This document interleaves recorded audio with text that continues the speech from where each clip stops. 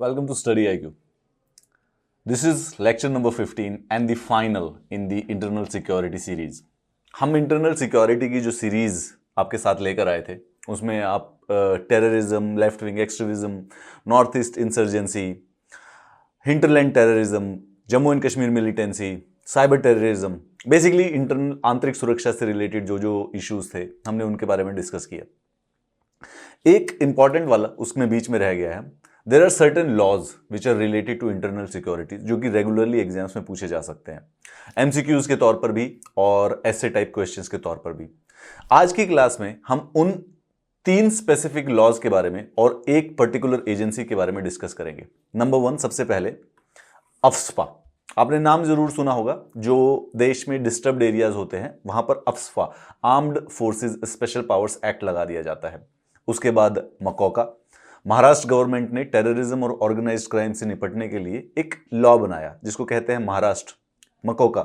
ये M stands for Maharashtra controlled organised crime act. इसके बारे में बात करेंगे.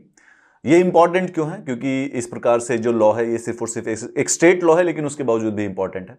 एक हमारे पास जो नेशनल लॉ है अनलॉफुल एक्टिविटीज प्रिवेंशन एक्ट. तो इन 3 लॉ के बारे में आज बात की जाएगी. साथ में टेररिस्ट एक्टिविटीज को इंडिया में कंट्रोल करने के लिए जो सबसे सुप्रीम एजेंसी है उसका नाम है नेशनल इन्वेस्टिगेटिव एजेंसी. इसके बारे में बात करेंगे.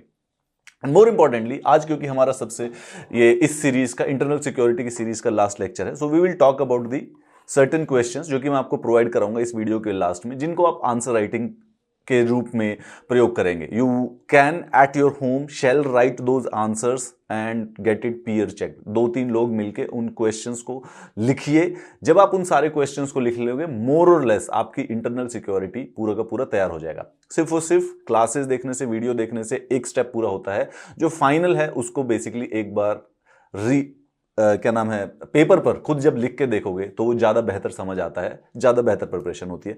सो वीडियो के लास्ट में क्वेश्चंस हैं कई सारे, बहुत सारे क्वेश्चंस मैं आपके सामने दूंगा जो कि आप उसको राइट कर सकते हैं, लिख सकते हैं. इनके पीडीएफ अगर आपको चाहिए तो आप मेरे बेसिकली टेलीग्राम ग्रुप पर वीडियोज में आपको पता ही चल जाएगा, उस पर भी आ सकते हैं. I will provide you the PDF ताकि आपको क्वेश्चन आंसर्स मिल जाए. So let's start with AFSPA. AFSPA क्या है उसके बारे में बात करते हैं. Armed forces special power act. पूरी जगह हम इसकी स्पेलिंग या प्रोनाउंसिएशन या फिर फुल फॉर्म देखें तो armed forces special power act. India में जब कोई एरिया ज्यादा डिस्टर्ब हो जाता है तो वहां पर अफ्स्पा लगा दिया जाता है. 1958 में ये एक्ट पार्लियामेंट ने पास किया था जो कि इंडिया की जो आर्म्ड फोर्सेस हैं उसको स्पेशल पावर प्रोवाइड करता है to maintain public order in disturbed area. अब देखो यहां पे एक बड़ा ट्रिकी क्वेश्चन है, चलो मैं पूछता हूं. ये अफ्स्पा जो है वो कौन कौन सी आर्म्ड फोर्सेस के लिए अप्लाई होता है?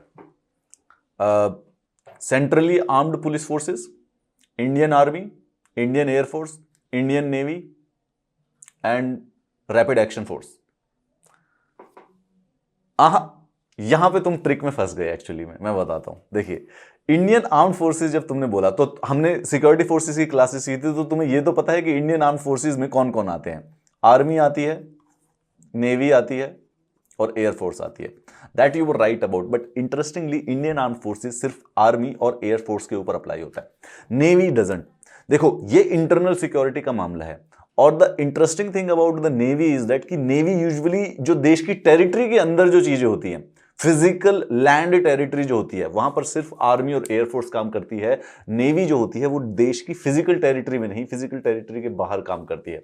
तो जो ये अफ्स्पा जो लॉ है तो सिर्फ आर्मी और एयरफोर्स के लिए होता है, उन्हीं के ऊपर अप्लाई होता है कि इसमें जो स्पेशल पावर मिलती है वो आर्मी और एयरफोर्स के ऑफिसर्स या उनके सोल्जर्स को मिलती है टू मेंटेन पब्लिक ऑर्डर. ये बहुत ही ट्रिकी एमसीक्यू क्वेश्चन है जो कि पूछा जा सकता है कि नेवी कवर नहीं होती है, वरना वैसे देखा जाए तो आर्म्ड फोर्सेस में नेवी भी है. But AFSPA as a law only covers army and air force. अच्छा, इसके साथ साथ यहां पर आप देखिए डिस्टर्ब्ड एरिया. डिस्टर्ब्ड एरिया क्या होता है? एक डिस्टर्ब्ड एरिया अलग से एक्ट बनाया गया है जहां पे किसी भी पर्टिकुलर एरिया को डिस्टर्ब डिक्लेयर कर दिया जाता है. ठीक है, अगर 3 महीने तक वहां पर पर्टिकुलर टाइप की प्रॉब्लम्स चल रही हैं, स्टेटस क्वो मेंटेन्ड है, एक सिविल वॉर है, इंसर्जेंसी है, तो उस एरिया को क्या नाम है एक डिस्टर्ब्ड एरिया कर दिया जाएगा. ऐसा एक्ट 1958 में भी पास किया गया था, जो कि बेसिकली नागा हिल्स, उस समय जब असम का पार्ट हुआ करता था, नागालैंड तो बाद में बना है, हमने नॉर्थ ईस्ट इंसर्जेंसी में पढ़ा ही था, तब उसको भी एक्ट कर दिया गया था। अफ्स्पा जो बनाया गया 1958 में, सबसे पहले धीरे धीरे सारी की सातों जो नॉर्थ ईस्ट की स्टेट्स हैं उनके ऊपर अप्लाई कर दिया गया। असम पे, नागालैंड पे, मणिपुर, जिसमें से सिर्फ इंफाल म्युनिसिपल काउंसिल एरिया को हटा के पूरे मणिपुर, चांगलांग, लोंगडिंग और तिराप अरुणाचल प्रदेश के 3 डिस्ट्रिक्ट्स पर, area falling with in the jurisdiction of 8 police stations of district in Arunachal Pradesh bordering the state of Assam. ये जो सब एरियाज हैं यहां पर इस समय अफ्स्पा लगा हुआ है। अगर समझने में थोड़ी सी मुश्किल है तो चलिए देखते हैं, यहां से इससे इजीली आपको पता चल जाएगा अफ्स्पा कहां कहां लगा हुआ है।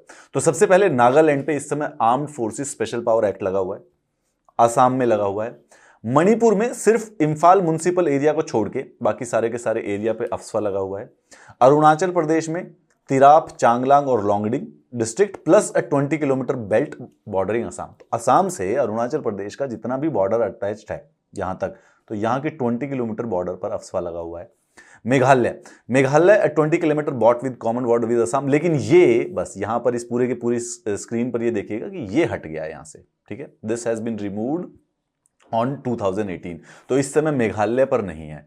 And finally Jammu and Kashmir के ऊपर भी आपको, अगर मैं स्क्रीन पर सामने आ गया हूं तो देखिए, सबसे पहले मणिपुर के ऊपर पूरा का पूरा लगा हुआ है, नागालैंड पर लगा हुआ है, असम पर लगा हुआ है, ये तीनों के तीनों स्टेट पर अफ्स्पा लगा हुआ है। मेघालय पर लगा हुआ था, 2018 में हटा दिया गया है, ठीक है, तो मेघालय हम हटा सकते हैं, यहां पे मेघालय में नहीं है, नो, ठीक है। उसके अलावा नागालैंड, असम, मणिपुर और अरुणाचल प्रदेश, ठीक है, and then finally Jammu and Kashmir. तो टोटल 5 स्टेट इस समय है। मणिपुर में जो इंफाल म्युनिसिपल एरिया है, इंफाल म्युनिसिपल एरिया यहां पर नहीं है मणिपुर में, बाकी एरिया पे, इंफाल वाले एरिया में नहीं है, ठीक है। तो ये इस समय टोटल 5 स्टेट्स हैं जहां पर है। त्रिपुरा में भी था, लेकिन त्रिपुरा में बेसिकली क्या कहते हैं, त्रिपुरा में 2015 में हटा दिया गया, मिजोरम में था 1986 में हटा दिया गया था। अब इसके साथ साथ एक और इंटरेस्टिंग चीज है, पंजाब और चंडीगढ़ में भी लगाया गया था एक बार, पूरे के पूरे पंजाब में अफ्स्पा लगा हुआ था 1983 में, और वो हटा था 1997 में। ये आप देख लीजिए अब अफ्स्पा के बारे में, ठीक है, रिपीट कर लीजिएगा, इसको ध्यान रखना जरूरी है। टोटल आज तक देश में 3 लॉ पास हुए हैं। सबसे पहले अफ्स्पा 1958, ये सारा का सारा नॉर्थ ईस्ट में लगा हुआ है अभी भी, जो कि हम देख सकते हैं 4 स्टेट्स, नागालैंड, मणिपुर, असम और अरुणाचल प्रदेश में है। मेघालय में था, 2018 में हटाया गया, और त्रिपुरा में 2015 में हटाया गया। इसके अलावा एक 1983 में एक पास किया लॉ जिसका नाम था अफ्स्पा, मगर वो स्पेसिफिकली पंजाब चंडीगढ़ के लिए था, तो आर्म्ड फोर्सेस ब्रैकेट में Punjab Chandigarh special powers act, जो कि 1983 में लगा था और 1997 में उसको हटा लिया गया। यहां पर खालिस्तानी मूवमेंट ज्यादा रेज हो रही थी, तो उसके तहत अफ्स्पा लगाया गया था, hence removed. Finally an act again 1990 में पास किया गया, armed forces Jammu and Kashmir special powers act, जो कि जम्मू एंड कश्मीर में लगा हुआ है, तो ये अभी भी फोर्स में है। सो इस समय भारत देश में टोटल 5 जगहों पर अफ्स्पा लगा हुआ है। अगर आपसे पूछा जाए तो बहुत आसानी से बता सकते हैं। देखिए, बहुत सरल तरीकों से देखें सर, अफ्स्पा करता क्या है। आर्म्ड फोर्सेस को, जो कि आर्मी होती है या एयरफोर्स होती है, उनको पावर देता है to maintain public order in disturbed areas. इनके पास अथॉरिटी होती है आर्म फोर्सेस के पास कि वो किसी भी समय प्रोहिबिट कर सकते हैं अ गैदरिंग ऑफ 5 और more person. They can also use force और even open fire after given due warning if they feel a person is in the contravention of law. इसको रिलेटिवली देखिए, अगर आप दिल्ली में रहते हैं या इन 5 स्टेट्स के अलावा कहीं पर भी रहते हैं, तो आर्म्ड फोर्सेस वाले आपको कुछ भी नहीं कह सकते। अगर आप 10 लोग खड़े हैं तो आर्म्ड फोर्सेस के जो ऑफिसर है, they have no authority over you. अगर आपको कोई बात करनी है, अगर आप कुछ गलत करते हैं, तो उसके लिए पुलिस सामने आएगी, ना कि armed forces.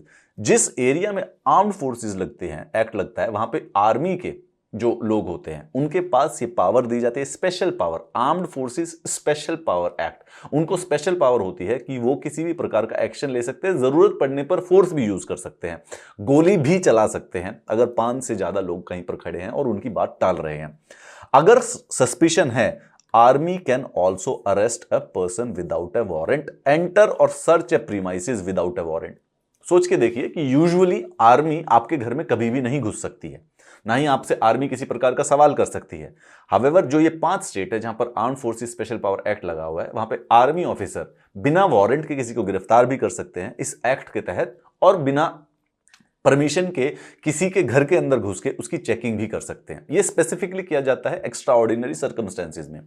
Jammu and Kashmir में जैसे अफ्स्पा एक्ट लगाया हुआ है, तो जम्मू एंड कश्मीर में कई बार मिलिटेंट्स कहीं पर घर में घुस जाते हैं, छुप लेते हैं, हथियार छुपा देते हैं, गोला बारूद छुपा देते हैं, तो उनको ब्यूरोक्रेटिक प्रोसेस में ना फंसाकर जल्दी से उस पर एक्शन लिया जाए। तो ये लॉ उसको इस प्रकार से, ताकि जल्दी किसी को अरेस्ट करना हो तो कोई इशू ना हो, या कोई ऐसी चेकिंग करनी हो किसी जगह की तो कोई प्रॉब्लम ना हो, तो ये उसके लिए बनाया गया।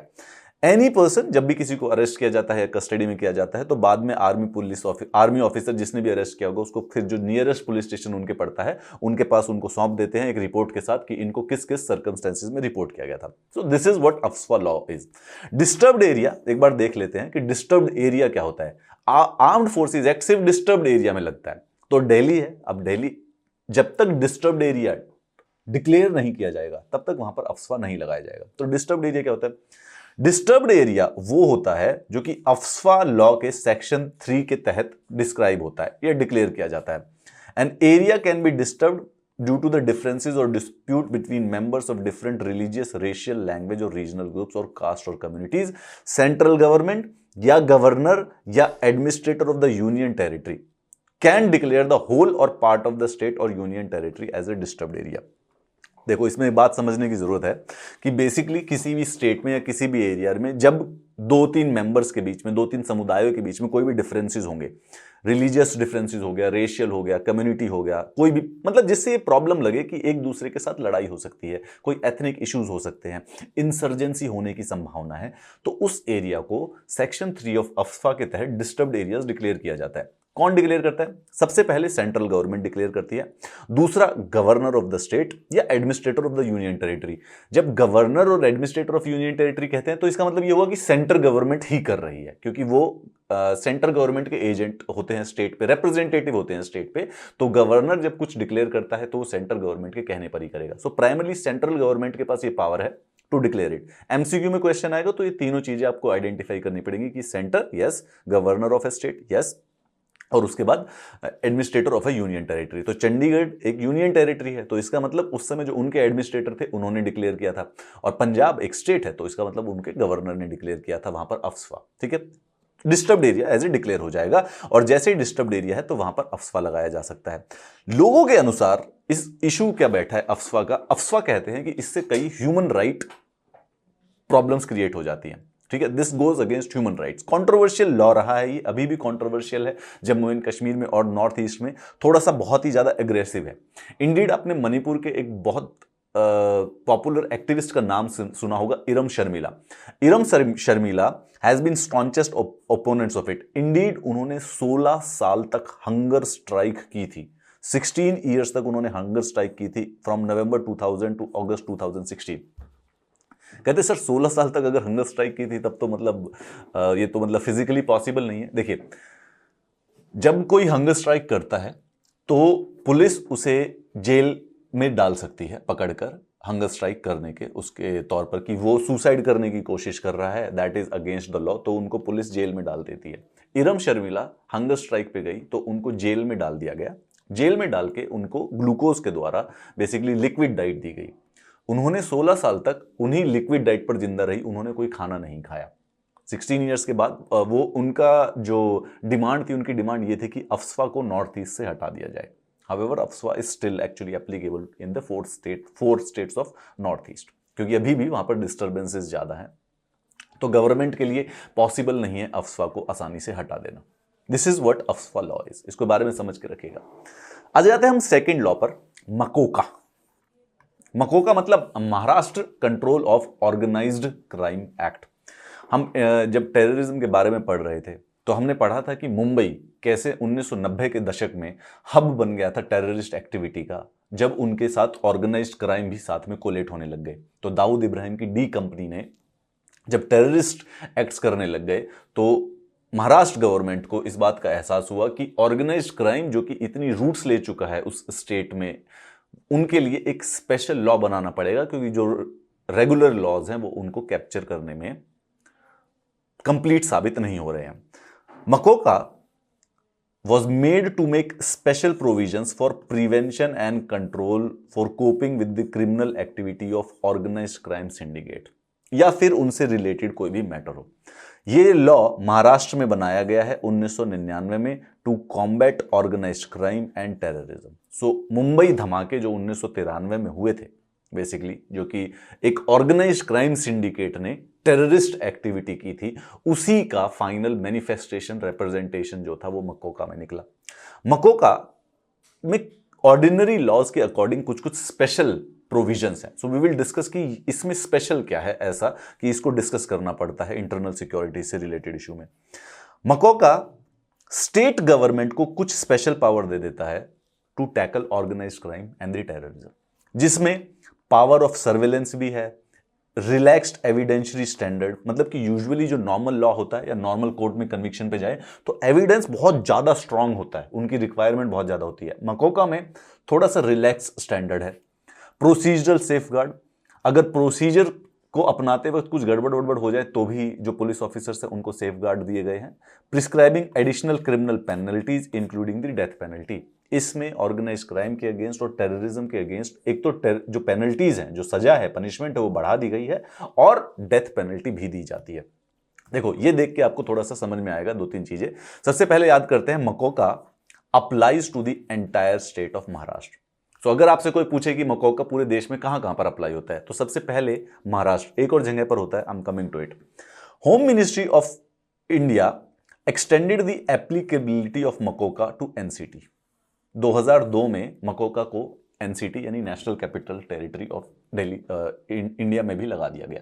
तो इस समय अगर हम देखें मकोका, जो कि वैसे नाम उसका महाराष्ट्र से स्टार्ट होता है तो कंफ्यूज ना हो जाए, मकोका इस समय दो जगह एप्लीकेबल है। पहले तो पूरी की पूरी महाराष्ट्र की स्टेट में, और उसके बाद NCT national capital territory of India. National capital territory पहले बीच में दिल्ली है, लेकिन उसके नेबरिंग के कुछ जो एरियाज हैं हरियाणा के या उत्तर प्रदेश के, उनको भी, वो भी national capital territory of Delhi के अंदर आते हैं, इंडिया के अंदर आते हैं। तो याद रखिएगा दो लोकेशंस इंडिया में जहां पर मकोका अप्लाई होता है।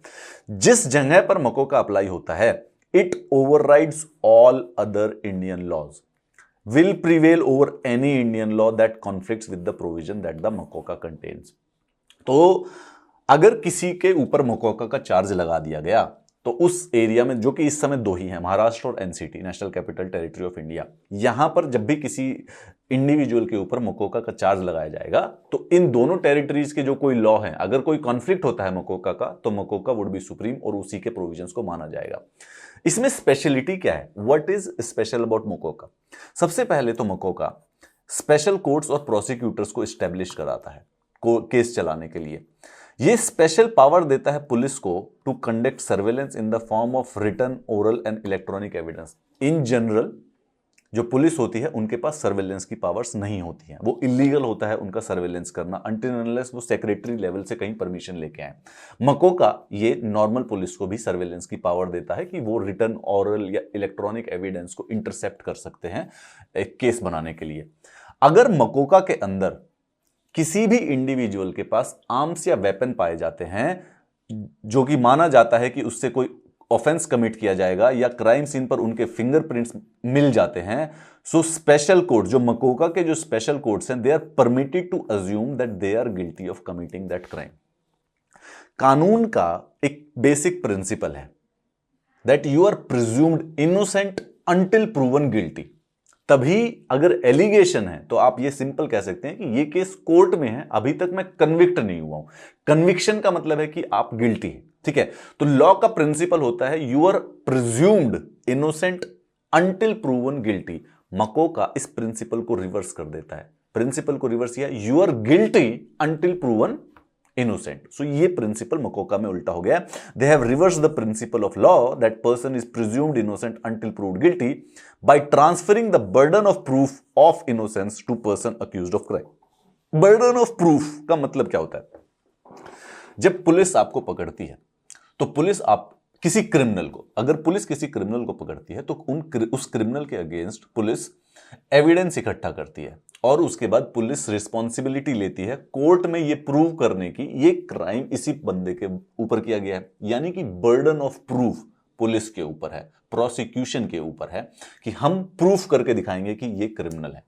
इसमें उल्टा है, इसमें जिसके ऊपर चार्ज लगा हुआ है उसके ऊपर बर्डन होता है। पुलिस को इसके पास कोई बर्डन नहीं है। पुलिस को बोला कि तुम्हारे फिंगरप्रिंट्स सीन पे थे तो इसका मतलब तुमने क्राइम किया है, सिंपल बात है।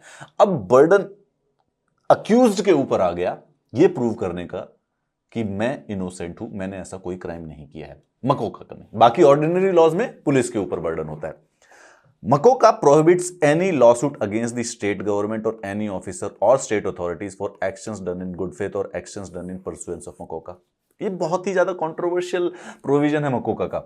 यूजुअली अगर ऑर्डिनरी लॉज में आपके ऊपर कोई गलत चार्ज लगाए, आपके ऊपर झूठा फेक फ्रॉड चार्ज लगाने की कोशिश करे तो आपके पास रिप्रीव दे सकती है कोर्ट। इंडीड आप गवर्नमेंट को सू कर सकते हैं अपनी आपकी जिंदगी के साथ खिलवाड़ करने के लिए।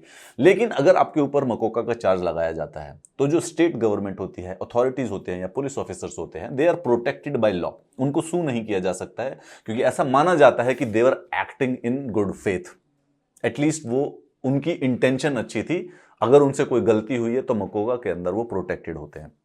मकोका के साथ इंडियन क्रिमिनल प्रोसीजर जो हमारे ऑर्डिनरी लॉज हैं, जब अगर कोई क्रिमिनल पकड़ा जाता है, जब पहले दिन पकड़ा गया, पुलिस ने उससे पूछताछ की तो कई बार वो कन्फेशन कर देता है कि हाँ ये मैंने किया था, हाँ ये मर्डर मेरी तरफ से हुआ है, चोरी मैंने की थी।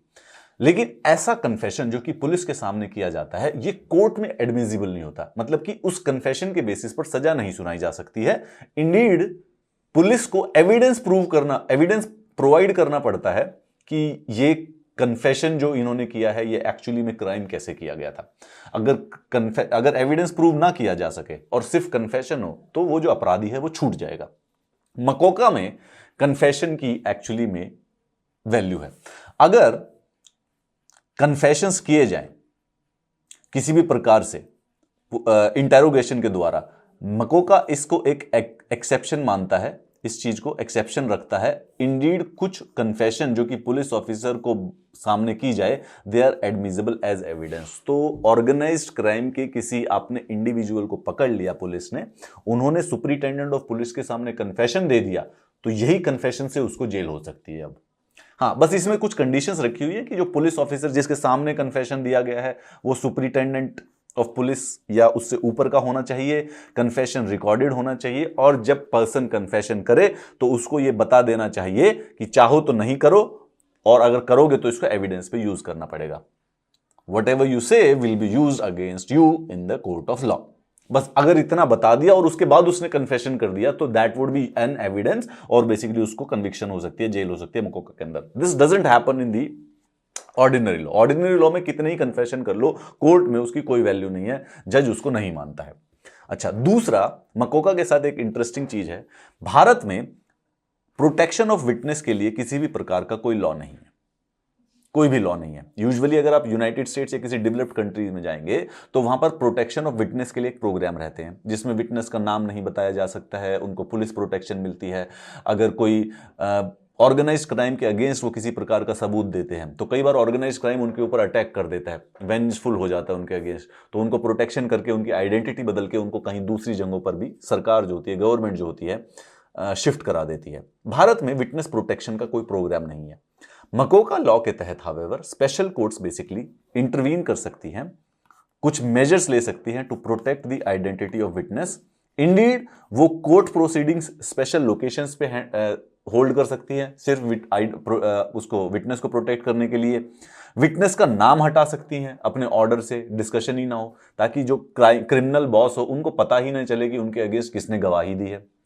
क्योंकि यूजुअली देखिए लॉजिक है ना, आप सोच के देखिए, दाऊद कहीं कोर्ट पर किसी के ऊपर चार्ज चल रहा है, उसके ऊपर केस चल रहा है, अब कोई विटनेस जब उनके ऊपर सबूत देने आएगा, गवाही देने आएगा, तो यूजुअली आपने मूवीज में भी देखा होगा कि ऐसे विटनेस को मारने की कोशिश की जाती है, उनको धमकी पहुंच जाती है कि अगर तुम ये सबूत दोगे, गवाही दोगे तो तुम्हारे फैमिली के साथ कुछ कर दिया जाएगा, तुम्हें मार दिया जाएगा। मकोका में इसी चीज को बचाने के लिए वो सीक्रेसी मेंटेन रहती है। विटनेस प्रोटेक्शन ऑर्डर्स को सील रखा जाता है और किसी भी विटनेस प्रोटेक्शन से रिलेटेड कोई भी जो कोर्ट का ऑर्डर होता है वो कभी भी पब्लिश नहीं किया जा सकता। तो मकोका इस प्रकार के प्रोटेक्शंस प्रोवाइड करती है। ये स्पेशल है, ये दूसरे हमारे ऑर्डिनरी लॉज में नहीं है, इसे सिर्फ और सिर्फ मकोका के अंदर है। अब आ जाते हैं तीसरे वाले लॉ पे आज के, जो कि है अनलॉफुल एक्टिविटीज प्रिवेंशन एक्ट। ठीक है, इसका मेन उद्देश्य है कि भारत के अंदर कोई भी अनलॉफुल एक्टिविटीज जो होती है उनको रोकने के लिए। Its main objective was to make powers available for dealing with activities which directly acts against integrity and the sovereignty of India. अब यहां पे इस लॉ में ना एक प्रीलिम्स का एक एमसीक्यू क्वेश्चन छुपा हुआ बैठा हुआ है। आपसे पूछा जाएगा कि अनलॉफुल एक्टिविटीज प्रिवेंशन एक्ट कौन कौन सी एक्टिविटीज को प्रिवेंट करने के लिए है। आई टेल यू, यहां पे आता हूं मैं, कहां पे गए, आते हैं, बात करते हैं। 1967 में ये पास हुआ था। The law aims at effective prevention of unlawful activities. अब अनलॉफुल एक्टिविटीज कौन सी होती हैं, ये सवाल उठ के आएगा। अनलॉफुल एक्टिविटीज तो कई सारी होती हैं, होती कौन सी हैं। सेंट्रल गवर्नमेंट को ये एब्सोल्यूट पावर देता है by which if centre deems an activity as unlawful, तो वो एक ऑफिशियल गैजेट में इसको डिक्लेयर कर सकते हैं। किसी भी एक्टिविटी को सेंट्रल गवर्नमेंट अगर अनलॉफुल एक्टिविटीज डिक्लेयर कर दे, हाइपोथेटिकली स्पीकिंग, अगर किसी दिन government, central government official gazette में ये डिक्लेयर कर दे कि walking on zebra crossing is unlawful, तो बेसिकली अब अगर कोई जेब्रा क्रॉसिंग पर पास करेगा तो वो अनलॉफुल एक्टिविटीज लॉ के तहत प्रोसिक्यूट किया जा सकता है। इसमें डेथ पेनल्टी भी है, लाइफ इंप्रिजनमेंट भी हाईएस्ट पनिशमेंट है। जो भी बड़े लॉ होते हैं जो कि स्पेशली कुछ स्पेशल पावर देने के लिए होते हैं, वो डेथ पेनल्टी और ज्यादा पनिशमेंट देने की कोशिश करते हैं। इसमें दोनों इंडियन और फॉरेन नेशनल्स को चार्ज किया जा सकता है। It is applicable to offenders in the same manner even if his crime is committed on a foreign land outside India. अब यहां पर इंटरेस्टिंग बात है कि यूपा के अंदर चार्ज होने के लिए जरूरी नहीं है कि वो क्राइम आपने इंडिया में ही किया हो। अगर फ्रांस में जाके भी वो क्राइम कर दिया गया तो वहां पे भी यूपा अगर आपके ऊपर लगा दिया जाएगा तो सेम ही चार्जेस लगेंगे। जरूरी नहीं है कि सिर्फ, यूजुअली आपके जो लॉज हैं, भारत के जो लॉज हैं, उनकी एक लिमिट होती है कि जो काम टेरिटरी ऑफ इंडिया में किया गया हो। सो अगर आप कोई अपराधी किसी एक्ट के तहत कुछ क्राइम करता है, सपोज कीजिए पर्स चोरी किया है, अगर पर्स चोरी करता है तो उसको यहां पर एक पर्टिकुलर हमारे लॉ के अकॉर्डिंग सजा मिलेगी। लेकिन अगर फ्रांस में हमारे किसी भारतीय नागरिक ने पर्स चोरी कर लिया है तो उसके ऊपर भारत का लॉ नहीं लगता है, उसके ऊपर फ्रांस का लॉ लगता है। परंतु अगर यूपा का कोई चार्ज लगाना है उसी के ऊपर, इसी अपराधी के ऊपर यूपा का चार्ज लगा दिया जाए तो वहां पर चाहे वो उसने फ्रांस में किया हो या कहीं और किया हो, वो कंप्लीटली उसके ऊपर एप्लीकेबल रहता है। इनके अंदर इन्वेस्टिगेशन एजेंसीज को 180 दिन का समय मिलता है। यूजुअली वो जनरली 3 महीने का होता है, परंतु यूपा के अंदर उसको बढ़ाकर 6 महीने का समय दिया गया है कि चार्जशीट फाइल करने के लिए आप थोड़ा और प्रिपेयर करके इन्वेस्टिगेट करें ताकि केस थोड़ा और ज्यादा स्ट्रांग बन सके। 2004 में एक अमेंडमेंट की गई यूपा में, जिसमें इसमें टेररिस्ट एक्ट को भी ऐड कर दिया। टेररिस्ट एक्ट को ऐड किया था कि जो कोई भी ऑर्गेनाइजेशन जो कि आतंकवादी एक्टिविटीज में इन्वॉल्व हो उनको बैन किया जा सके यूपा के तहत। तो 2004 के एक अमेंडमेंट के बाद टेररिस्ट एक्ट को भी कर दिया ताकि ऑर्गेनाइजेशन बैंड हो, और इसके तहत 34 से भी ज्यादा आउटफिट्स को बैन कर दिया गया। जैसे लेफ्ट विंग एक्सट्रीमिज्म की एक बॉडी है सीपीआई माओइस्ट, उसको बैन किया गया है। उसी प्रकार से जो नागालैंड इंसर्जेंसी से रिलेटेड है एनएससीएन खापलांग, उसको भी यूपा के अंडर बैन कर दिया गया है। तो कोई भी secession till 2004 unlawful activities refer to action related to secession and cession of the territories. उससे पहले सिर्फ वही थी जो इंसर्जेंट्स होते थे, उसके बाद अब टेररिस्ट एक्टिविटीज भी हो गए हैं। इंडीड पार्लियामेंट ने एक और जो रीसेंट अमेंडमेंट है 2019 में हैव यूपा लॉ के अंदर कहा है कि इंडिविजुअल्स को भी टेररिस्ट डिक्लेयर कर दिया जा सकता है certain grounds provided in the act. कोई प्रॉब्लम नहीं है। इस एक्ट से director general of national investigation agencies को एम्पावर किया गया है to grant approval of seizure और attachment of property when the case is investigated by the said agency. अभी हम देखेंगे नेशनल इन्वेस्टिगेटिव एजेंसीज के बारे में भी। एनआईए वो एजेंसी है जो कि यूपा के तहत जो केसेस आते हैं उनको इन्वेस्टिगेट करती है। तो 2019 में एक अमेंडमेंट में एक एक्स्ट्रा प्रोविजन ऐड किया गया है यूपा एक्ट में कि जो डायरेक्टर जनरल होते हैं नेशनल इन्वेस्टिगेशन एजेंसीज के, वो जब कोई केस में किसी इंडिविजुअल को इन्वेस्टिगेट कर रहे हो तो चाहे तो उनकी सारी की सारी प्रॉपर्टी भी सीज कर सकते हैं और अटैच कर सकते हैं। Act empowers the officers of NIA of the rank of inspector or above to investigate cases of terrorism in addition to those conducted by DSP और ACP और above rank officer in the state। तो NIA के जो officer होते हैं, inspector से ऊपर general के, वो किसी भी टेररिस्ट केस को जो कि स्टेट इन्वेस्टिगेट कर रहा हो उनको भी जाकर इन्वेस्टिगेट कर सकते हैं, कोई प्रॉब्लम नहीं है। यूपा जो है इसका एक क्रिटिसिज्म भी दिया गया है, the law is often misused and abused. क्यों? कई बार पॉलिटिकल अपोनेंट्स और सिविल सोसाइटी एक्टिविस्ट के अगेंस्ट यूपा लगा दिया जाता है, अनलॉफुल एक्टिविटीज प्रिवेंशन एक्ट। अभी अभी रिसेंटली ऐसे कुछ केसेस आए हैं जिनको आप एक बार थोड़ा सर्च करके देखिएगा इंटरनेट पर कि क्या कुछ ऐसे केसेस हैं जिनके ऊपर यूपा लगा है लेकिन यूपा नहीं लगना चाहिए था। एज ए क्रिटिसिज्म जो सिविल सोसाइटी है, सर्टेन ऑर्गेनाइजेशंस है, वो गवर्नमेंट को क्रिटिसाइज करते हैं कि आप यूपा को मिसयूज कर रहे हैं to actually use it against political opponents and civil society activities, और उनको आप टेररिस्ट करार दे देते हैं गलत तरीके से। अगर जिनको सही दिया गया है उनके ऊपर क्रिटिसिज्म नहीं है, जो टेररिस्ट, अगर दाऊद के ऊपर यूपा लगाओगे तो अच्छी बात है, सीपीआई माओइस्ट के ऊपर लगाओगे तो अच्छी बात है, परंतु कोई प्रॉब्लम नहीं है। 2019 की जो अमेंडमेंट है, इससे जो इन्वेस्टिगेटिव एजेंसीज हैं उनको बहुत ज्यादा अधिक पावर दी गई है। एज ए क्रिटिसिज्म है ये कितना सही है कितना गलत है इस बात की तो जजमेंट अभी दूर है, लेकिन क्रिटिसिज्म है कि इन्वेस्टिगेटिव एजेंसीज को ज्यादा पावर्स दे दी गई है। फेडरल स्ट्रक्चर के अगेंस्ट है ये लॉ। क्यों? देखो, फेडरल स्ट्रक्चर के अगेंस्ट इसलिए है कि जब एनआईए को टेररिज्म से रिलेटेड कोई एक्टिविटीज को कोई इन्वेस्टिगेट करना पड़ता है तो यूपा लॉ के तहत उन्हें स्टेट गवर्नमेंट की परमिशन की जरूरत नहीं होती है। लेकिन अगर हम देखें पुलिस जो सब्जेक्ट है वो बेसिकली एक स्टेट गवर्नमेंट का सब्जेक्ट है, तो स्टेट गवर्नमेंट से परमिशन लेना एक्चुअली में कॉन्स्टिट्यूशनल चीज होती है, बट यूपा के अंदर उसको नहीं लेना, hence it is the against the federal structure. संविधान में हमारा जो शेड्यूल 7 है, शेड्यूल 7 के अंदर 3 लिस्ट दी गई है, एक यूनियन लिस्ट है, दूसरी स्टेट लिस्ट है और तीसरी कंकरेंट लिस्ट है।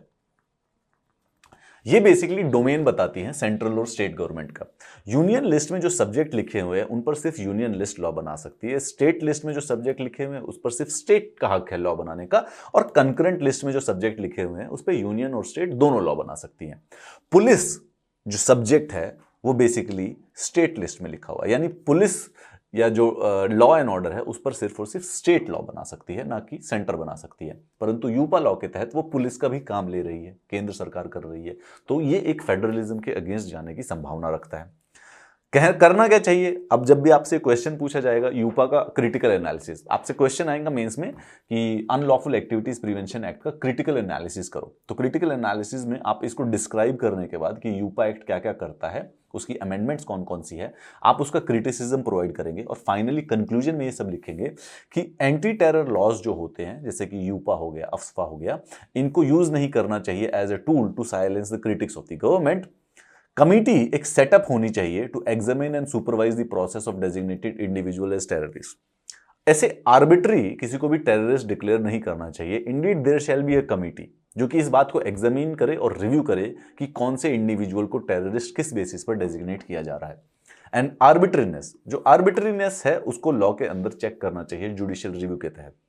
यूजुअली जो स्ट्रिंजेंट लॉज होते हैं वो जुडिशियल रिव्यूज के तहत नहीं आते हैं, तो अगर यूपा के अंदर किसी को टेररिस्ट घोषित कर दिया जाए तो बड़ा मुश्किल है कोर्ट को उस चीज को रिव्यू करना। तो ऐसी आर्बिट्रीनेस को अवॉइड करने के लिए ये सारे के सारे जो लॉज हैं इनको जुडिशियल रिव्यू के तहत भी आना चाहिए। ठीक है, तो सबसे पहले हो गया अफ्स्पा, दूसरा हो गया मकोका और तीसरा हो गया यूपा। इसके साथ साथ इंडिया में इंटरनल सिक्योरिटी से रिलेटेड और टेररिज्म से निपटने के लिए भारत में एक सबसे इंपॉर्टेंट है national investigation agency. National investigation agency Mumbai attacks 26 नवंबर के जो मुंबई अटैक्स टेररिस्ट हमला था उसके बाद बनाई गई थी, टेररिस्ट आतंकवाद से निपटने के लिए। सेंट्रल एजेंसी है जो कि इन्वेस्टिगेट और प्रोसिक्यूट करती है इन 3 ऑफेंसेस को। इसके नाम से नहीं पता चलता है इसलिए ध्यान रखिएगा। ऐसा कोई भी ऑफेंस जिससे भारत की सॉवरेनिटी, सिक्योरिटी और इंटीग्रिटी पे खतरा हो या भारत के फॉरेन स्टेट से फ्रेंडली रिलेशंस के ऊपर खतरा हो। दूसरा, against atomic and nuclear facility, तो ये स्पेसिफिक है। एटॉमिक और न्यूक्लियर फैसिलिटीज पे कोई अटैक होगा तो वो नेशनल इन्वेस्टिगेशन एजेंसीज हेल्ड करेगी। तो एमसीक्यू पूछने वाले बहुत इंटरेस्टेड रहेंगे ये पूछने में। And smuggling in high quality counterfeit Indian currency. तो 3 चीजें हैं, एक तो ऐसी कोई भी चीज जो कि भारत की सॉवरेनिटी और इंटीग्रिटी पे खतरा डाले, ऐसे केसेस को इन्वेस्टिगेट कर सकती है नेशनल इन्वेस्टिगेटिव एजेंसी, यानी आतंकवाद से। दूसरा, भारत की एटॉमिक और न्यूक्लियर फैसिलिटीज के ऊपर अगर कोई हमला करता है तो वो केस होगा इन्वेस्टिगेट नेशनल इन्वेस्टिगेटिव एजेंसी। और एक फाइनेंशियल एस्पेक्ट भी, जो नकली नोट छापने का धंधा करते हैं, डिस्ट्रीब्यूट करते हैं, वो केसेस भी नेशनल इन्वेस्टिगेशन एजेंसीज हैंडल करती है। ये तीन हैं, याद रखिएगा, एमसीक्यू में पूछे जा सकते हैं कि एनआईए का मैंडेट क्या है। एनआईए अभी अभी हमने देखा कि यूपा को भी बेसिकली इंप्लीमेंट यही करती है। इसका मेन ऑब्जेक्टिव है आतंकवाद को कॉम्बैट करना भारत के अंदर। It is the central counter terrorism law enforcement agency, जो कि दिल्ली में हेडक्वार्टर है, लेकिन इनकी काफी ब्रांचेस भी है, हैदराबाद में, गुवाहाटी में, कोची, लखनऊ, मुंबई, कोलकाता, रायपुर, जम्मू, पूरे देश में, भारत में चारों तरफ फैले हुए हैं। दो मेन ऑफेंसेस हैं जिनको ये अप्लाई करती है। सबसे पहले एटॉमिक एनर्जी एक्ट 1962 और दूसरा unlawful activities prevention act of 1967, उन्हीं को तो अप्लाई कर रही है एनआईए का। तभी हमने यूपा में भी कॉन्टेक्स्ट सुना था कि यूपा के तहत जो एनआईए के डायरेक्टर जनरल होते हैं वो किसी भी इन्वेस्टिगेशन में इंडिविजुअल की प्रॉपर्टी को सीज और अटैच कर सकते हैं। इसीलिए ये याद रहेगा कि उसी लॉ को ये अप्लाई कर रही है। For prosecuting the accused under unlawful prevention act certain other schedule offences the agency seeks the sanctions of the central government. इसके अलावा अगर और किसी लॉ के तहत प्रोसिक्यूट करना हो तो सेंट्रल गवर्नमेंट से वो क्या नाम है, सैंक्शन ले लेती है। Sanction is granted under the UAPA based on the report of authority constituted under section 42। भूल जाइए इसको, इतना डीप में कोई क्वेश्चन नहीं पूछता, forget about it. It is empowered to deal with terror related crime across states without special permission from the state. अभी अभी हम जब यूपा पढ़ रहे थे तो हमने उसके क्रिटिसिज्म में देखा कि कैसे वो फेडरलिज्म के अगेंस्ट जाने की संभावना रखता है। यहीं पर जो नेशनल इन्वेस्टिगेटिव एजेंसी एक्ट 2008 था, जिन्होंने नेशनल इन्वेस्टिगेटिव एजेंसी बनाई, उसमें ही लिखा हुआ है कि पूरे इंडिया में टेररिस्ट एक्ट के तहत अगर उन्हें कोई इन्वेस्टिगेशन करनी है तो उन्हें स्टेट की परमिशन की जरूरत नहीं पड़ती। अब देखिए, दो डिलेमा है। एक तो काम को क्विकली करने के लिए और ब्यूरोक्रेटिक बंगल में ना फंसने के लिए ये अच्छी बात है, सेंट्रलाइजेशन। अभी टेररिस्ट एक्ट जो है वो सिर्फ स्टेट स्पेसिफिक नहीं है, वो तो नेशनल है, तो उसको एक्ट करने के लिए केंद्र सरकार की बॉडी होनी चाहिए। परंतु क्योंकि हमारे संविधान में फेडरलिज्म एक बेसिक प्रिंसिपल है, basic structure of Indian constitution है, तो उसको तोड़ना भी गलत माना जाएगा। तो एनआईए को कोई जरूरत नहीं पड़ती है स्टेट्स की परमिशन लेने के लिए, जब भी उन्हें कोई टेररिस्ट एक्ट, उनको वहां पर स्पेशल परमिशन की जरूरत नहीं पड़ती है। एनआईए ने 2019 में भी अमेंडमेंट हुआ। इसमें एनआईए को कुछ और एडिशनल ऑफेंसेस को इन्वेस्टिगेट करने के लिए है। अभी तक हमने देखा कि 3 ऑफेंसेस थे। नंबर 1 इंडिया की सॉवरेनिटी और इंटीग्रिटी पर, नंबर 2 एटॉमिक इंस्टॉलमेंट्स के ऊपर, और फेक करेंसी से रिलेटेड 3 ऑफेंसेस को इन्वेस्टिगेट कर रही थी। 2019 की अमेंडमेंट, यूपा में भी 2019 के, एनआईए भी 2019 का है। इसमें इन्होंने कुछ और ऐड कर दिया, जैसे कि human trafficking, offences related to counterfeit currency और बैंक नोट्स, प्रोहिबिटेड आर्म्स की सेल पे, साइबर टेररिज्म भी अब एनआईए के तहत आने लग गया है, और offences under the explosive substances of 1908। ठीक है, तो और एक्स्ट्रा हो गए हैं, याद रखिएगा, एमसीक्यू में पूछा जा सकता है। आपकी जो इंटरनल सिक्योरिटी की जो क्लासेस हैं वो मोर और लेस कहीं ना कहीं पे कंप्लीटली इस समय खत्म है। इन 15 लेक्चर्स के द्वारा अगर आप किसी भी कॉम्पिटिटिव एग्जाम में इंटरनल सिक्योरिटी से रिलेटेड कोई क्वेश्चंस, चाहे वो आंसर एमसीक्यू में हो, चाहे वो आंसर एसे टाइप में हो, मोर और लेस आप कर पाएंगे। दो मेरी तरफ से थोड़ी सी गाइडेंस पे अगर आप कहें, साइबर टेररिज्म के बारे में आप थोड़ा सा और डिटेल में पढ़िएगा। साइबर टेररिज्म का एक सिंगल लेक्चर है which might give you some information, परंतु उसको ऐड करने से आपको ज्यादा फायदा होगा, क्योंकि वो टॉपिक बहुत इंपॉर्टेंट है और अब रेगुलरली पूछा जाता है। साइबर टेररिज्म पे फोकस कीजिएगा। बाकी जो है वो मोर और लेस आपको मेरे जो इस सीरीज है उसको आपको कंप्लीटली कॉम्प्रिहेंसिवली कंप्लीट करा देगी। 2 चीजें और पढ़नी है। लॉज सिर्फ ये 3 नहीं है, इंटरनल सिक्योरिटी से रिलेटेड अगर कोई और लॉ भी आता है तो उसके भी कुछ शॉर्ट नोट्स बनाए, और certain investigative agencies, IB, intelligence bureau, CBI, रॉ, इन सब के बारे में भी थोड़ी सी नॉलेज रखिएगा। बट मोर इंपॉर्टेंटली सवाल यह उठता है कि ये जो वीडियो सीरीज आपने पूरी की पूरी 15 वीडियो की देखी है, इसका जो असली रिजल्ट है वो तभी आएगा जब आप इसको आंसर राइटिंग के द्वारा करें। मैं आपके सामने कुछ आंसर्स, कुछ क्वेश्चंस प्रोवाइड करता हूं, आप घर पे बैठ के उनको आंसर्स को लिखिए। मैं आपसे पर्सनली तो इस समय कनेक्ट करना मुश्किल है क्योंकि लॉकडाउन लगा हुआ है, और फिजिकली हमें मिल नहीं सकते हैं, तो वो जो आंसर जब भी आप लिखें तो यूजुअली आप अपने 2 से 3 4 फ्रेंड्स के साथ लिखिएगा, ठीक है। 2 से 3 4 फ्रेंड्स के साथ लिखें, क्योंकि आप एग्जाम्स की इकट्ठे प्रिपरेशन ही कर रहे होंगे, सबने सेम इकट्ठे भरे होंगे। जब उन आंसर्स को लिखें, 4 लोग लिखिए इकट्ठे बैठ के, एंड देन पीयर रिव्यू करवाएं। आप उन्हीं आंसर्स को मार्क करने के लिए दें आप अपने दोस्त को, और आप उसका खुद मार्क करके देखें। तो मिनिमम 3 लोग तो करें ही करें साथ में, ठीक है। और होपफुली 4 या 5 तक, मिनिमम 3 मैक्सिमम 5 से ज्यादा चले जाओगे तो फिर आंसर राइटिंग नहीं, महफिल जम जाएगी। आंसर राइटिंग बहुत जरूरी है, सबसे ज्यादा जरूरी यही चीज है, इसके अलावा कोई नहीं है। क्लासेस कम करो, आंसर राइटिंग ज्यादा करो, that would be my suggestion to clear this exam. MCQ preparation में भी सेम ही है। एमसीक्यू की काफी सारी क्लासेस हैं गौरव सर की, वो देखना, उससे क्वेश्चन आंसर समझ में आएंगे कि एमसीक्यू कैसे पूछे जाते हैं। Let's go for the mains answer writing. कुछ कुछ क्वेश्चंस है, माइनर है ये, जैसे हमारा जो लेक्चर नंबर 1 है उसको अगर आपने किया है तो ये आप दोनों आंसर कर पाएंगे। What are the attributes of internal security, how is it different from the external security. अच्छा, अब इस क्वेश्चन को याद रखना कि इसमें मोर और लेस जब भी आप कंक्लूजन में लिखो तो एक पॉजिटिव, ऑप्टिमिस्टिक या ज्वाइन जो कंक्लूजन करे, तो इसमें आपको कहीं ना कहीं लास्ट में जाके ये लिखना ही पड़ेगा कि एक्सटर्नल सिक्योरिटी और इंटरनल सिक्योरिटी आज के दिन में बेसिकली इंटरकनेक्टेड ही है। ऐसा नहीं है कि दोनों की दोनों कंप्लीटली डिफरेंट स्फेयर पर काम कर सकती है। यहां पर आप मेंशन कर सकते हैं कि इंटरनल सिक्योरिटी की रिस्पॉन्सिबिलिटी इंटेलिजेंस ब्यूरो की है, एक्सटर्नल सिक्योरिटी की रिस्पॉन्सिबिलिटी रॉ की है। फिर आर्म्ड फोर्सेस और सेंट्रली आर्म्ड पुलिस फोर्सेस के बीच में भी डिफरेंसेस बता सकते हैं। काफी सरल होगा, आंसर राइटिंग करनी है। Discuss the major challenges to internal security faced by Indian state after independence. ये तो बहुत ही आसान है भाई, इसमें तो सिंपल है। आप एक पैराग्राफ हिंटरलैंड टेररिज्म पर लिखेंगे, दूसरा पैराग्राफ लेफ्ट विंग एक्सट्रीमिज्म पर लिखेंगे, तीसरा paragraph Jammu and Kashmir militancy पर लिखेंगे, और चौथा पैराग्राफ नॉर्थ ईस्ट इंसर्जेंसी पर लिख देंगे। डन, सिंपल है। मेजर चैलेंजेस हमारे भारत की स्वतंत्रता के बाद यही 4 हैं इस समय हमारे सामने, कोई बात नहीं। बाकी अगर वैसे आपके पास ये तो 250 वर्ड में लिखना है, अगर और ज्यादा आंसर आ गया, पता चला कि आपसे ऐसे पूछ लिया गया, ऐसे में आप कम्युनल राइट्स के बारे में भी लिखेंगे, साइबर टेररिज्म के बारे में भी लिखेंगे। चलिए, what is the role of external state and non state actors in creating challenges to internal security of India. Primarily Pakistan discussion किया जाएगा, उसकी आईएसआई इंटेलिजेंस एजेंसी आईएसआई के बारे में डिस्कशन होगा, चाइना के बारे में डिस्कशन होगा। नॉन स्टेट एक्टर्स जो हैं, जो कि ये टेररिस्ट ग्रुप्स होते हैं, एलईटी होता है, अलकायदा होता है, इनके क्या नाम है, इंडियन मुजाहिदीन है, इन सब के बारे में डिस्कशन होगा, वो नॉन स्टेट एक्टर्स हैं। लेफ्ट विंग एक्सट्रीमिज्म में CPI Maoist non state actors है, नॉर्थ ईस्ट इंसर्जेंसी में नॉन स्टेट एक्टर्स हैं, इनके बारे में बात होगी। एक्सटर्नल स्टेट में यूजुअली पाकिस्तान प्राइमरली 90% और 10% चाइना का भी रोल आप डाल सकते हैं। कूल है। What are the main funding sources of various forms of terrorism in India. एक तो एक्सटर्नल से आता है, पाकिस्तान की तरफ से फंडिंग आती है, दूसरा ड्रग्स, तीसरा ऑर्गेनाइज क्राइम, चौथा extortion.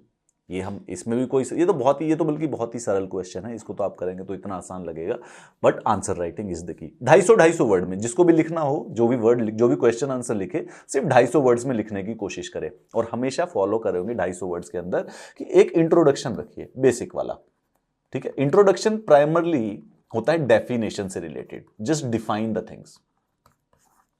What are the main funding sources of various form of terrorism in India, define. Terrorism has several funding sources. To begin with, organized crime से funding आती है, extortion से, drug trafficking से, human trafficking से, and sometimes जो funding आती है वो एक्सटर्नल सोर्सेज से भी आती है, जैसे कि आईएसआई। ये करें और फिर उसके बाद हर एक चीज को डिस्क्राइब करें, जो कि मेन बॉडी होगी। जितना भी पॉइंट्स में लिखेंगे उतना अच्छा होगा। मेन बॉडी में हमेशा, जैसे इस क्वेश्चन पे तो अप्लाई नहीं हो रहा है, परंतु 2 साइड होती है किसी भी चीज की। जैसे अगर यूपा के बारे में होगा तो यूपा के बारे में 2 साइड है, एक तो आप उसके बारे में पॉजिटिव बचाएंगे, उसको डिस्क्राइब करेंगे, और दूसरा उसका कोई क्रिटिसिज्म अगर एग्जिस्ट करता है तो वो बताएंगे मेन बॉडी में। एंड फाइनली कंक्लूजन में, हर कंक्लूजन में आपको ये ओपिनियन या ये इंफॉर्मेशन जरूर देनी है कि सरकार क्या कर रही है। इसमें आपसे ये नहीं पूछा गया है कि funding sources of various form of terrorism in India को खत्म करने के लिए इंडिया क्या करता है, उसको रोकने की क्या कोशिश है, परंतु आप कंक्लूजन में जरूर बताएंगे हर बार कि सरकार ने डिमोनेटाइजेशन का स्टेप लिया है, नेशनल इन्वेस्टिगेशन एजेंसी इस पर काम करती है। इस प्रकार से कंक्लूजन में हमेशा बताना जरूरी है कि इस प्रॉब्लम को सॉल्व करने की कोशिश कैसे की गई थी। अगर आप लेफ्ट विंग एक्सट्रीमिज्म का वीडियो देखेंगे तो ये आंसर आराम से आ जाएगा। Should army B diploid in left wing extremism affected areas, justify your answer. भाई ये तो काफी कमाल का क्वेश्चन पूछ लिया इन्होंने, क्योंकि ये हमने क्लास में डिस्कस नहीं किया था, डायरेक्टली नहीं डिस्कस किया। लेफ्ट विंग एक्सट्रीमिज्म को हैंडल करने के लिए हमारे centrally armed police forces deploy किए जाते हैं, ना कि आर्मी। क्यों? नॉर्थ ईस्ट इंसर्जेंसी को हैंडल करने के लिए आर्मी डिक्लेयर्ड है, जम्मू एंड कश्मीर मिलिटेंसी को हैंडल करने के लिए आर्मी डिप्लॉयड है। तो लेफ्ट विंग एक्सट्रीमिज्म जो कि एक इंटरनल सिक्योरिटी का सबसे बड़ा चैलेंज है, उसको क्यों उसको हैंडल करने के लिए आर्मी क्यों नहीं है? इसमें दो मुद्दे हैं। आपसे पूछा गया है कि शुड, मतलब हाँ भी कह सकते हो, ना भी। देयर इज अ पॉसिबिलिटी कि आप यस कह सकते हो and there is a possibility आप नो कह सकते हो। ठीक है सर, इसमें से हम कौन सा चुने आंसर लिखने के लिए? क्या सही है? सबसे पहले तो दोनों के लिए पॉइंट एग्जिस्ट करते हैं, यस के भी हैं, नो के भी हैं। ठीक है, यस के ये हैं कि आर्मी शायद बेहतर तरीके से प्रिपेयर्ड है, they have better infrastructure, they are more trained to handle these things.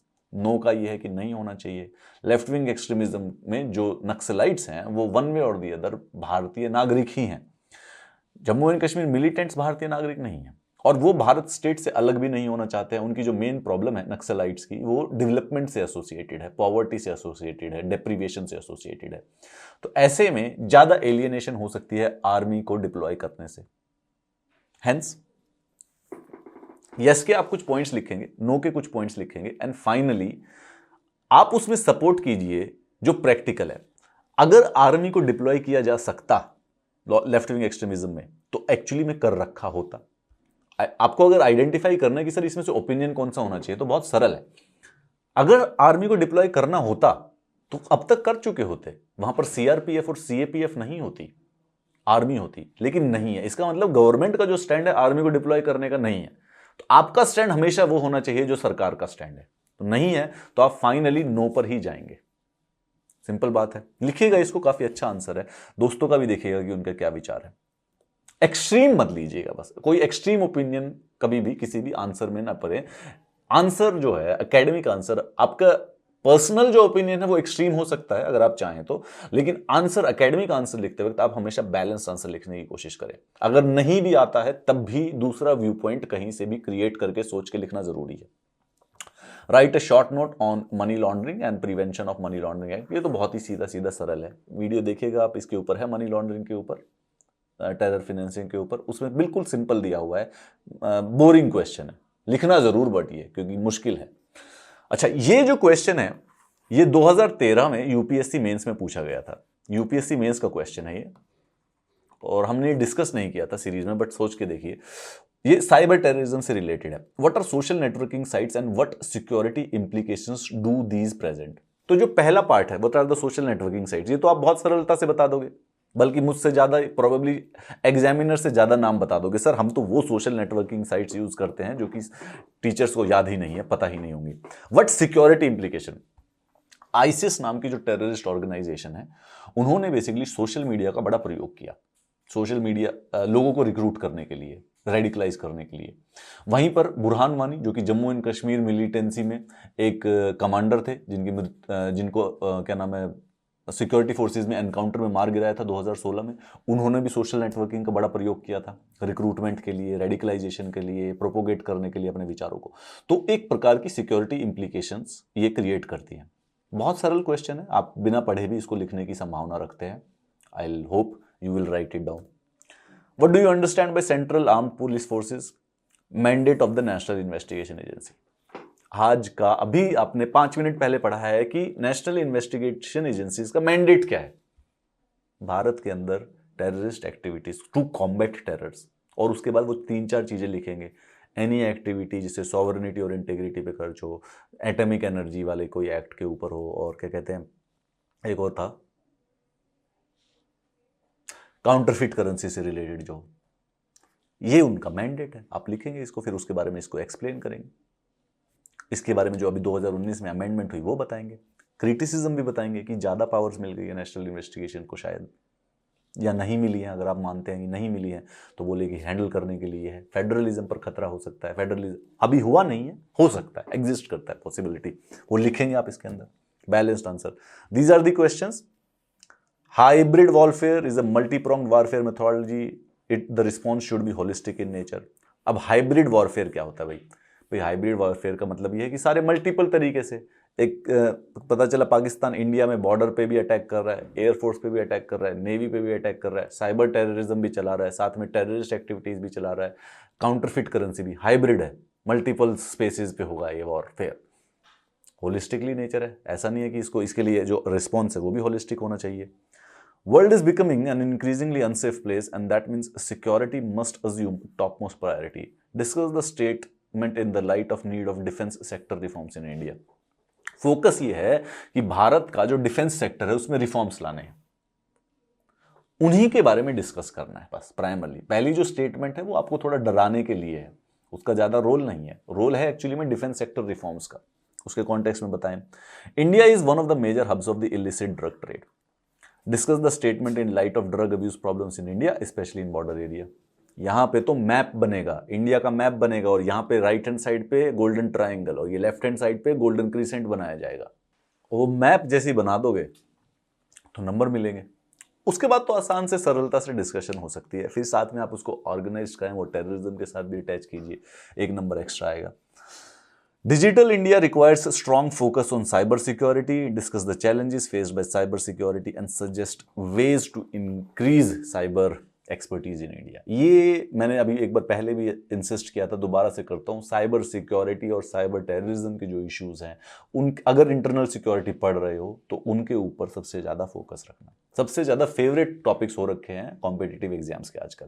सो अगर कभी एक तुम में से एक शरारती बच्चा ये निर्णय या निश्चय करे कि सर एक ही लिखूंगा मैं, तो पहले तो गलत है, करना मत। लेकिन अगर एक ही लिखना है तो ये वाला लिखना है, साइबर सिक्योरिटी वाला, ठीक है, लिखने सारे हैं वैसे। Briefly explain the Naga crisis along with initiative taken to resolve the issue. North east insurgency पे 2 क्लास है, पहली क्लास में सबसे पहले नागालैंड का इशू डिक्लेयर्ड है, ठीक है, और उसके बाद इनिशिएटिव टेकन जो कि नागा पीस अकॉर्ड हुआ है 2015 में, वो इशू ये आपसे पूछ रहे हैं, सरलता से कीजिए। Examine the efficacy of population-centric counter-insurgency approach in dealing with the insurgency in Kashmir। तो कश्मीर में जो मिलिटेंसी है उसको हैंडल करने के लिए एक population centric counter insurgency introduce की गई है। ये स्पेसिफिक है, ये आपको ढूंढ के इंटरनेट से कि ये क्या स्ट्रैटेजी है और फिर उसके बारे में डिस्कस करना पड़ेगा। कहने का सिंपल ये मतलब है कि यहां पे फोकस मिलिटेंट्स को मार गिराने से ज़्यादा जो वहाँ की जो लोकल पॉपुलेशन है उनके साथ अटैचमेंट, उनके साथ एंगेजमेंट और उनके साथ क्या कहते हैं मास सपोर्ट जो क्रिएट करने की कोशिश की जा रही है। That is what the new strategy is about. Examine the problem of infiltration in India along with the impact and the possible solution. कहाँ पे है इन्फिल्ट्रेशन भाई? एक तो पाकिस्तान बॉर्डर पर है एलओसी में, एक बांग्लादेश पर है और एक बेसिकली म्यांमार बॉर्डर पे है, नेपाल पर भी है। चारों के चारों बॉर्डर्स पे इन्फिल्ट्रेशन की प्रॉब्लम और उसके क्या क्या इंपैक्ट होते हैं अलग अलग जगहों पे। जम्मू एंड कश्मीर में मिलिटेंसी का है, नॉर्थ ईस्ट में इसी से इंसर्जेंसी होती है, बांग्लादेश से जो इन्फिल्ट्रेशन होती है उससे बेसिकली डेमोग्राफिक चेंजेस आ रहे हैं जिससे हो सकता है सिविल अनरेस्ट हो जाए, टेररिस्ट आते हैं नेपाल से, एंड द इम्पैक्ट एंड उसके possible solutions. Vulnerabilities and the preparedness of India with respect to coastal security. Introduction में ही बताएंगे आप इसको कि मुंबई अटैक बेसिकली हमारी कोस्टल सिक्योरिटी के ऊपर सवाल उठाते हैं और फिर उसके बाद हमारी अब प्रिपेयर्डनेस कैसी है। वल्नरेबिलिटी तो बहुत सारी बता दोगे आप भाई, 7000 किलोमीटर लंबा कोस्टल बॉर्डर है, पूरा का पूरा खुला ही हुआ है वो, एक तरफ से अरेबियन सी से, एक तरफ से बे ऑफ बंगाल, और प्रिपेयर्डनेस भारत ने कैसे कैसे की है। Discuss the role of paramilitary forces in ensuring the internal security of India. ये आप आसानी से कर लेंगे, वो वाला लेक्चर जरूर देखिएगा, सिक्योरिटी फोर्सेज वाला इजी है एंड स्ट्रेट फॉरवर्ड क्वेश्चन है, ज़्यादा डिबेट नहीं आएगा। सारी की सारी पैरामिलिट्री फोर्सेज जो हैं, अच्छा देखिए अब यहाँ पे कंफ्यूजन ना हो, discuss the role of paramilitary forces. अब अगर आप क्लास देखोगे तो आप कहोगे कि सर इंडिया में तो पैरामिलिट्री फोर्सेस हैं ही नहीं है, वो तो कोस्टल गार्ड को ही कहते हैं, बाकी तो सेंट्रल आर्म्ड पुलिस फोर्सेस हैं। नहीं, अब देखो क्वेश्चन को समझना पड़ता है कि इस क्वेश्चन में आपसे पैरामिलिट्री फोर्सेस इन्होंने जर्नलिस्टिक टर्म यूज किया है, तो इस समय they are referring to the centrally armed police forces also. कहीं पता चले कि सर पैरामिलिट्री फोर्सेज है, सेंट्रली आर्म्ड पुलिस फोर्सेज तो मैंने लिखने नहीं है, मैं खाली कोस्ट गार्ड को लिख के आ जाऊंगा इसके अंदर, या फिर रेलवे पुलिस को लिखवाऊंगा, बस 2 चीजें से रेलवे आर्म्ड फोर्सेस को लिख के आ जाऊंगा, खत्म, 2 ही मालूम है मुझे। नहीं, ये आएंगी सारी की सारी 6-7 जो भी सेंट्रल आर्म्ड पुलिस फोर्सेस है, all of them. How does globalisation impact money laundering? Examine the reset policy efforts by India. Money laundering है, स्ट्रेट फॉरवर्ड क्वेश्चन है, कोई समस्या नहीं होगी इसमें।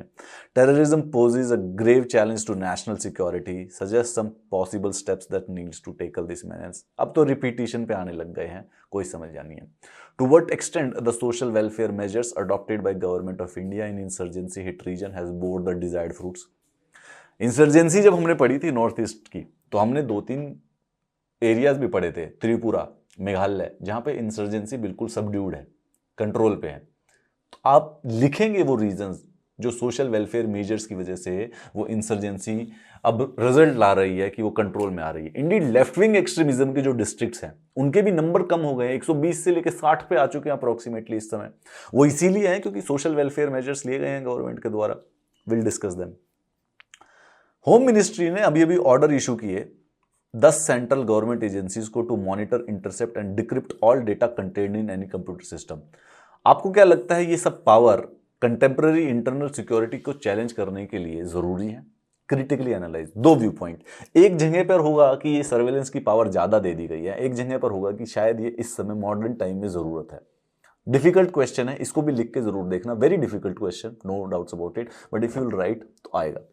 The most difficult challenge for India is to tackle the 4th generation war, a warfare with an invisible enemy in which the civil society is both the battleground and the people that the state has to protect in light of internal security challenges in India. 4th बैटलफेयर है cyber warfare, ठीक है। पहले वाला होता है भाई land, जहां पे आर्मी लड़ती है। दूसरे वाला होता है एयर, जहां पर एयरफोर्स लड़ती है। तीसरे वाला होता है नेवी, यानी वाटर जहां पर नेवी चलती है। 3 वॉरफेयर के बैटल ग्राउंड है। चौथे वाला 2 तरीकों से कभी कभी कहा जाता है। कभी कभी जो 4th जनरेशन वॉरफेयर या 4th वॉरफेयर, 4 बैटल ग्राउंड होता है, स्पेस को कह दिया जाता है, और कभी कभी 5th कह दिया जाता है साइबर को, कभी कभी साइबर को 4th कह दिया जाता है। यहां पे आप देखेंगे तो ये 4th जनरेशन जो है ये साइबर और सिविल सोसाइटी से एसोसिएटेड है। Hybrid warfare is a multi-pronged warfare strategy, thus to negate it, the responsible should be holistic in the nature. ये पहला क्वेश्चन दोबारा से रिपीट हो गया है, यानी कि अब इसमें से तीनों क्वेश्चन डिफिकल्ट है। लास्ट वाली डिफिकल्टी लेवल बढ़ गई है ना, ये तीनों के तीनों डिफिकल्ट है। इन तीनों को जो जो लिख के देखेगा वो बेसिकली काम पाएगा आगे। ऑल दीज 3, इन तीनों को जरूर लिखना। साइबर सिक्योरिटी वाले को जरूर लिखना, जरूरी है। मतलब देखो मेरी जेन्युइन इच्छा तो ये है कि आप इन सबको लिख के देखिए, दिन में 5-5 लिख के देखिए सबको, 250-250 वर्ड है, बात ज्यादा मुश्किल नहीं होगी। इंटरनल, ये अगर ये सारे क्वेश्चंस लिख लोगे internal security finally complete prepare हो जाएगा। वैसे तो स्क्रीनशॉट ले लेना आप इसका, अगर आपको चाहिए, इसको पीडीएफ में ही मिल जाएंगे, तो आप मेरे टेलीग्राम ग्रुप पे आ जाइए t.me/, जहां पर इंटरनल सिक्योरिटी के सारे के सारे पीडीएफ या जो दूसरे करंट अफेयर्स के पीडीएफ हैं वो सारे के सारे अवेलेबल है। इंटरनल सिक्योरिटी की जो सीरीज है ये यहीं पर खत्म होती है। 2 इसके सप्लीमेंटल कुछ ना कुछ वीडियोस कभी आने वाले टाइम में जो जब जब जरूरत पड़ेगी तो we'll be providing you that. इसके बाद जो मेरी नई वीडियो सीरीज स्टडी IQ आपके लिए ला रहा है, that is related to the disaster management. Internal security और डिजास्टर मैनेजमेंट हर कॉम्पिटिटिव एग्जाम का पार्ट है, ठीक है। तो अब हम कल से डिजास्टर मैनेजमेंट पढ़ना स्टार्ट करेंगे। इंटरनल सिक्योरिटी कल आप पूरा का पूरा रिवाइज करें and then we will start with the disaster management. अगर आपको इंटरनल सिक्योरिटी से रिलेटेड कुछ डाउट्स है, कुछ क्वेश्चंस हैं, जैसे कि मैंने आपके पुराने वीडियो में कमेंट्स पढ़े थे, आपने कुछ टॉपिक्स मुझे बताए थे जो कि हमें कवर करने, आपको लगता है कि हमें कवर करने चाहिए, we are taking a notice of that. अगर आपको कोई और डाउट है इंटरनल सिक्योरिटी में तो इस वीडियो के नीचे कमेंट्स करके जरूर बताइएगा। If you have any other suggestion and if you have any other appreciation for the video, we will like to hear that also in the YouTube comments of yours. And beyond that कोई और बात हो तो please you can communicate through those YouTube videos. किसी प्रकार की आपको suggestions बोलना हो या कुछ कहना चाहते हैं आप, I will see you in my next current affairs class and related to the next series जो कि डिजास्टर मैनेजमेंट पे होगी। Thank you very much students, have a nice day.